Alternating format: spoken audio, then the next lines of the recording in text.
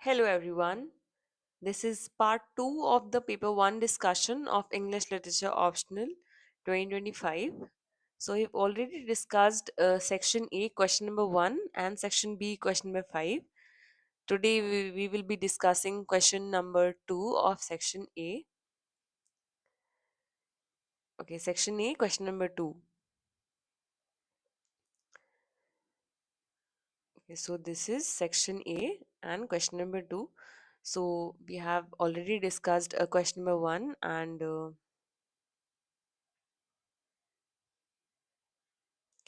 okay, we have discussed question number 1 and we have also discussed question number 5.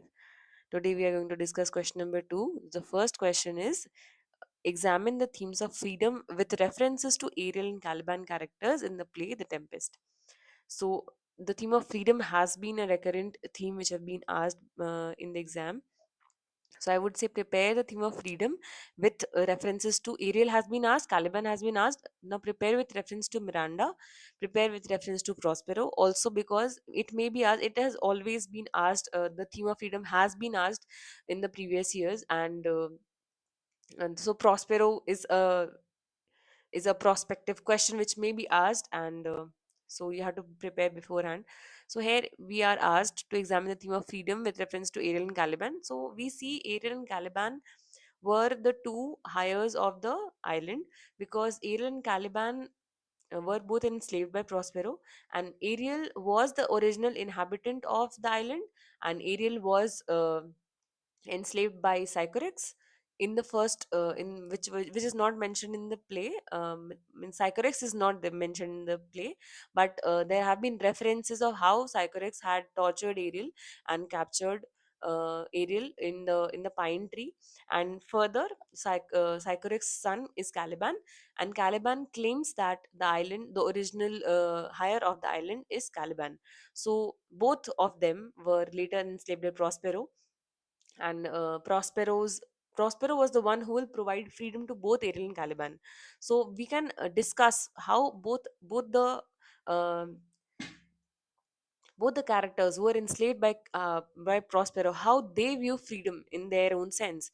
So Ariel wants freedom from from Prospero, and this freedom is not just physical freedom but also mental freedom, because see, Ariel is obedient to Prospero. So Ariel is a spirit of the air, and his primary motivation to regain his freedom from Prospero is mental also, because when he was trapped in the cloven pine by Sycorax for the years, and he was tortured by the pains and the cracks, Prospero used his magic to free himself, to free Ariel from the imprisonment. And Ariel feels a debt that it was because of Prospero that he has been freed. So Ariel feels a debt of gratitude and is willing to serve Prospero, and seeing his labor as a temporary condition to be endured in exchange of his ultimate release. So Ariel's understanding of freedom is defined by a contract with Prospero, because he feels that just like Prospero has helped him to escape a physical form of freedom, or to escape the tortures of physical confinement, now Prospero will finally give him a mental freedom also, like being released from the debts of gratitude. So it is also mentioned in the play of how eager is Ariel about his release. He often inquires about his release, and it shows his desire, but also his loyalty. That loyalty is always that wins out. And just as Prospero scolds him or threatens him, Ariel goes back to his work and does not further ask for his freedom. Um Also, we can see that the exchange of the words which Prospero and Ariel does. So Prospero's power is based on the psychological hold as much as the magical one. So Ariel's tasks, conjuring the storm, and leading Ferdinand to Miranda, and other works which have been given by Prospero to Ariel, all of that are performed with the promise of liberty in mind, because to be free of the debt of gratitude. So the final words of Prospero, which he uses, "Be free and fare thou well." So it confirms that Ariel's patient, loyal service has finally earned him liberty. So this is the idea of freedom for Ariel. But Caliban was the one who claimed that he was the original hire of the island, and he wanted to be free. uh, Basically, not basically, he did not wanted freedom from himself or from Prospero. There was a much gray area of what he wanted or what he imagined freedom as, because when he had the opportunity to to overthrow the hierarchy of the island, he was choosing Stefano and Trinculo to be the next masters. So the idea of freedom was a little bit ambiguous for Caliban. Also, Caliban, when he was under the enslavement of Prospero, he wanted freedom through rebellion. He rebelled against the hierarchy of the island. So Caliban was the native inhabitant, we can say, of the island, and he views Prospero as an oppressive colonizer. And also we can see that Caliban himself was an colonizer, because Ariel was the original inhabitant of the island, and Sycorax had captured Ariel, and Sycorax's son was Caliban, and Caliban was the first colonizer of the island, and Prospero was the second colonizer. So Caliban sees Prospero as an oppressive colonizer who usurped his rightful inheritance. And Caliban was initially friendly with Prospero, showing him the qualities of the island. But after Prospero's enslavement of him, following Caliban's attempted rape of Miranda, also, so Caliban's desire for freedom became more furious and a vengeful quest for power. So he sees servitude not as a temporary duty, but as an unjust permanent state.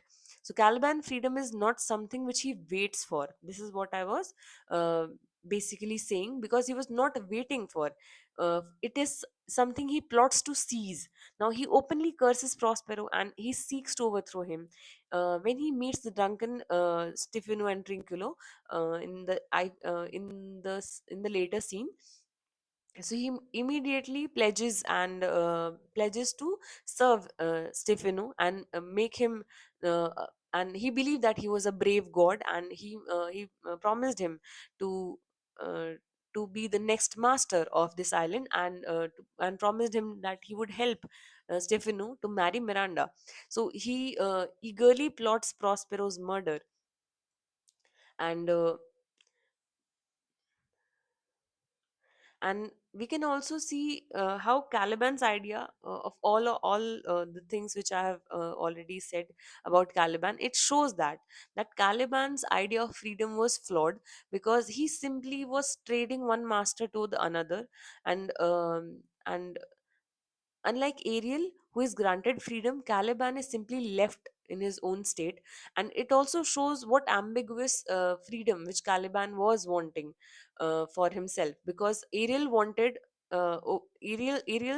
felt that through obedience he can attain freedom, but Caliban was not very sure of what freedom was. And at the end, we can say Caliban is simply left in his own devices on the island, and at the end of the play, a state that is more akin to being abandoned than truly liberated was being evident in the end of the play. And we also see how everybody, like Ferdinand and Miranda and Prospero, all left the island, but it was, and also Ariel was set free, but we don't know the plight of Caliban and what basically happened to Caliban. So this is also the state of uh, the colonizer or the original inhabitants of the island, what was left unknown. And uh, this shows the idea of freedom for Caliban, or the idea of freedom which the colonizer thought would be for the colonized. Like Prospero, what Prospero thought was freedom for Caliban was ultimately a abandoned state for Caliban. So the other question is, estimate John Donne as a metaphysical poet with references to his poem Prescribed. Okay, so John Donne, the question which have been asked here was key characteristics that define metaphysical poetry. So when you're mentioning this, you have to focus more on metaphysical poetry, and you can also mention about John Donne. You have to mention about John Donne, but you also can mention other writers as well, because here we have to define the key characteristics. So when you are defining the characteristics, you have to substantiate it with examples, but here it is specifically asked about John Donne. So first you have to mention about John Donne as a metaphysical poet and how he's a metaphysical poet. So you have to mention the characteristics, and you have to explicitly show that it is there, and he has been called a metaphysical poet because of such reasons, and the characteristics which are of metaphysical poetry are clearly evident in his poems. So the poems which have been mentioned in the syllabus is To His Mistress Going to Bed, Death Be Not Proud, Canonization, The Relic, Good Morrow. So with references to these poems, when you revise these poems over and over, and just prepare an answer, because many of the times it has been asked about John Donne also as a metaphysical poet. So prepare this answer beforehand, it is going to be asked again and again. So how John Donne is a metaphysical poet? So first, the very first thing, write an introduction about John Donne. Like he was the foremost of the metaphysical poets of the 17th century English poets, and they were characterized by the intellectual and a philosophical approach to poetry. And the best demonstrated this style was best demonstrated through the key features of the poem, like the metaphysical conceit, and the argumentative tone, and the blend of, we can say, secular and sacred. So these 3 points we can discuss, so let it be. So metaphysical conceit is the first point. Like how John Donne is a metaphysical poet, the first point would be metaphysical conceits. What is a metaphysical conceit? It is an elaborate, far-fetched metaphor that makes surprising and often paradoxical comparison between two dissimilar things. So, done in his metaphysical conceit has been used in To His Mistress Going to Bed, where he says, "Oh my America, my Newfoundland." So it shows Donne compares the newfound land to the body of a woman, and how discovering the new land and exploring the ways and the nature of the new land is compared to the body of the women. So it shows a comparison which is unusual, and he uses conceit that compares the act of undressing or the exploration of newfound land. So the speaker is expressed as an emperor of the new world, and claiming the sovereignty over his mistress body, and transforming a physical act into a spiritual and imperial conquest. So this is first metaphysical conceit.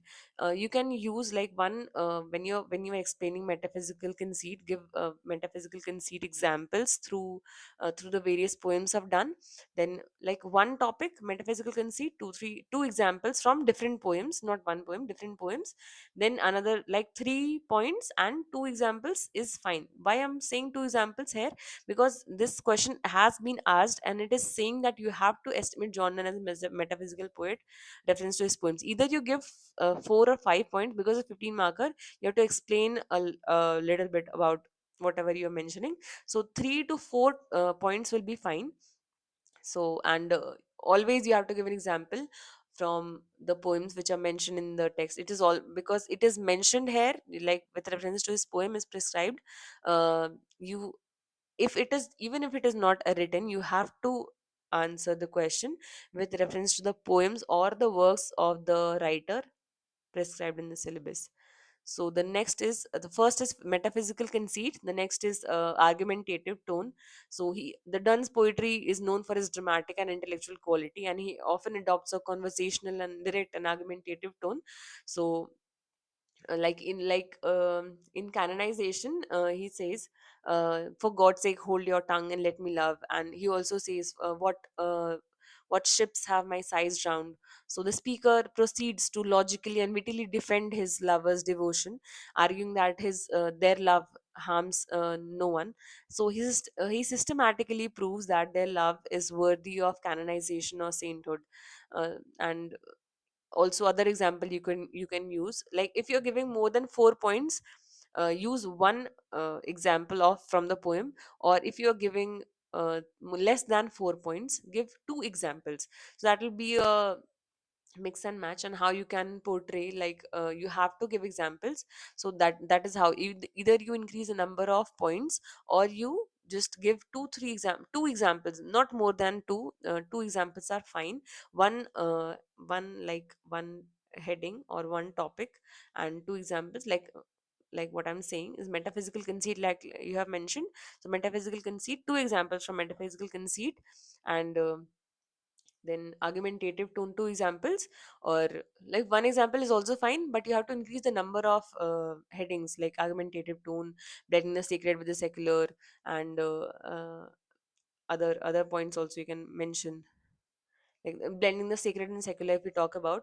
So this blending was a hallmark of Dunn's metaphysical state, and his unconventional fusion of religious, spiritual, and divine imagery with passionate, sensual, and earthly subjects.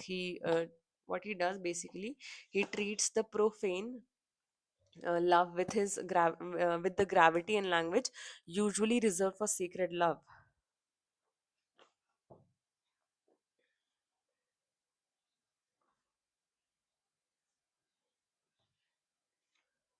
In canonization, if we talk about, so what he does, he by comparing the lovers to saints and their form of religious devotion, and love as a form of religious devotion, then elevates their relationship to a spiritual plane, and they become mysterious, and their love becomes a hermitage.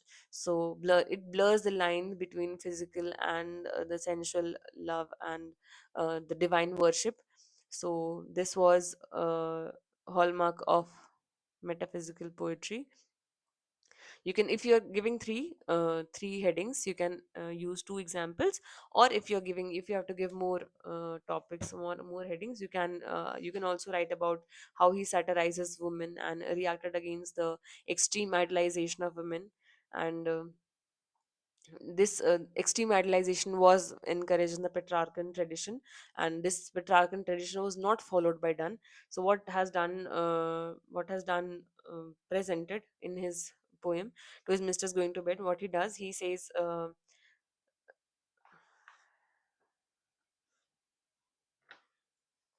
like, to teach thou I'll be naked first. He is not idolizing the woman, he is accepting the woman as she is. So this was the another point, or you can also add some other points, like simile in Donne's poetry.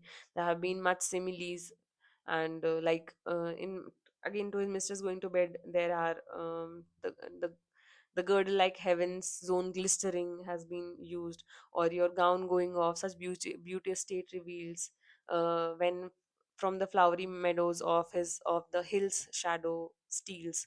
Okay, this was a line. So you can use, I have a lot of examples from this poem, to his mistress going to bed. Also use other examples of the canonization, the relic have been, thou shalt be Mary Magdalene. So these are the examples you have to use to substantiate your answer. Otherwise your answer will be a generalist answer, and marks will not be rewarded for it, because it is literature paper and you have to be heavy with examples. And you don't need to memorize the entire poem, but just underline some of the lines which you can use in multiple answers, and multiple ways you can use that answer, use that quotation. That'll be fine and enough. You don't need to memorize, because some of the poems are fairly long enough, so you don't need to memorize entire poem. Just collect some of the examples which you can use in multiple answers, because some or the other, the themes are being recurrent now, because we don't have any current affairs or any change in syllabus. So you can just predict some of the things which are going to be asked. Like the third question, like what is the significance of Satan's journey through chaos in book 2 of the Paradise Lost? So Satan has been a very important character in Paradise Lost, and many other questions from many years we have seen the questions have been asked around Satan's journey, certain Satan's character, and was Milton of Satan's side or not. Satan has been a very controversial figure of Paradise Lost, we can say, or the most important figure, we would also say, more than Adam and Eve. I would believe that it is Satan is more important because Satan brings our own morality to front, and makes this question: what was Satan really victim, or his moral was really eroded? So Satan was the character who lets us think more deeper into our own morality. So what is the significance of Satan's journey? So you can always prepare Satan, the characteristics of Satan, physical characteristics, mental of psychological characteristics, or the journey of Satan, how he was an angel, how he was in the hell, and also through chaos. Also, last year, I suppose, the question on Eve was asked. So the characters you need to prepare is Satan, obviously, and Adam and Eve. So these are the characters you can prepare. And heaven and hell have been asked. So, but you can prepare always heaven and hell, because we don't know what question can be repeated from the last year. So the question here is about Satan's journey through chaos in book 2 of Paradise Lost. Discuss.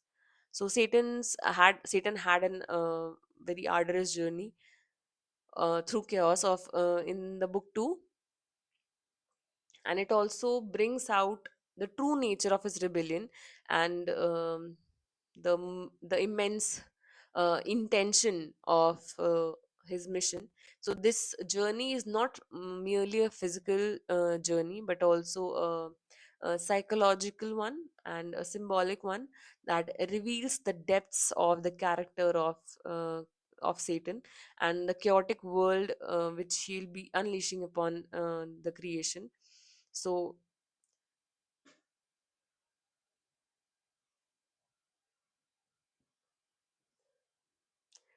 first is like it solidifies the journey solidifies Satan's tragic heroism and self-destructive pride also, because Satan volunteers for the perilous journey, and after no other demon dares to face the illuminate ocean. Okay, it was mentioned without bound, and this act of self-sacrifice seems heroic on the surface, showcasing his courage and leadership. But Milton frames it as a move fueled by his solitary ambition and unwillingness to share the glory. He wants to be seen as a sole architect of revenge, a prideful act that cements his tragic role. Also, it the chaos is like terrifying and unformed void that exists between heaven and hell. So it is dark and it is without bound, and it is a place of disorder, and Satan struggles to navigate through this space where uh, he must pass through it with extreme difficulty, and physically it represents a metaphysical difficulty of rebelling against God, because that chaos is like chaos of his own mind, of how he had rebelled against God. So this journey demonstrates that a break from divine law leads to a descent into the formless and the hostile world where existence itself is unstable and dangerous, the place where God's light is not present. So this shows the darkness or the chaos of his own heart. Also, it introduces the allegorical figures of sin and death. If we can remember, sin was the gatekeeper, and death was sin's son. So before entering the chaos, Satan encounters his own children. Yes, sin was the daughter of um, Satan himself, and death was the son of Satan and sin. So these two characters were there at the gates of the hell. Sin, how was sin the daughter of Satan? Because sin had sprung from Satan's head in the parody of the birth of Athena, holding the keys at the gates. And death is a horrifying product of Satan's incest. incestuous relationship with his own daughter, Sin. So this encounter is significant because it makes the consequences of Satan's rebellion tangible. So it shows that something has happened because of the rebellion, something tangible has happened. So the journey through chaos is the passage through the realm of disorder, but it begins with the personification of evil that he has already created. It shows how what sin looks like and what death looks like. So he has been encountering his own ideas of rebellion and his own the personification of his own chaos at the gates of hell. So it establishes that his quest to do ill is a procreative one, and giving rise to the forces that will ultimately bring the ruin in the world. Also, by showcasing the chaotic void that surrounds God's creation, Milton has emphasized that the order and the beauty of the universe, because the contrast between the chaos and the new world that Satan seeks highlights the perfection of God's design. The journey is a cosmological lesson. Out of this terrifying disorder, God created a beautiful and harmonious world, which Satan now intends to corrupt and return to the state of confusion. Also, uh, Satan's journey through chaos is a direct parallel of the heroic quest of the figures like Odysseus and the other classical epics. He understands uh, the dangers of the journey. But he still undertakes the dangerous journey for the good of his people. So Milton subverts his trope to show the corrupt nature of Satan's heroism. So, unlike the true hero who seeks to build and create, Satan's mission was pure revenge, and his purpose to destroy or save whom he hates. So it shows that Satan's think about himself and his own self interest and his own mission to rebel against God is his final and ultimate motive. So, this reframing of the epic journey underscores Milton's Christian values and his ultimate goal to justify the ways of God to men. So, this was a long discussion about the chaos, because chaos has not been discussed much about. So, I discussed about chaos.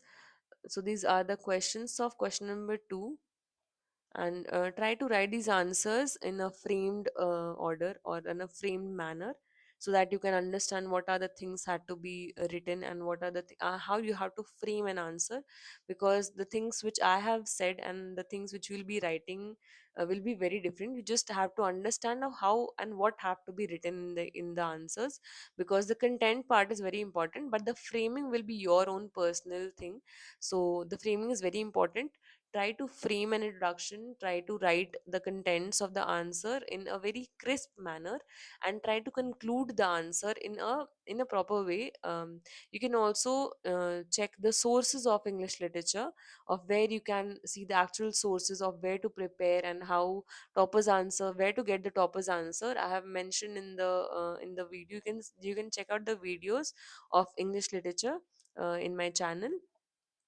And we'll be discussing the next question, question number three. Okay, till then, thank you.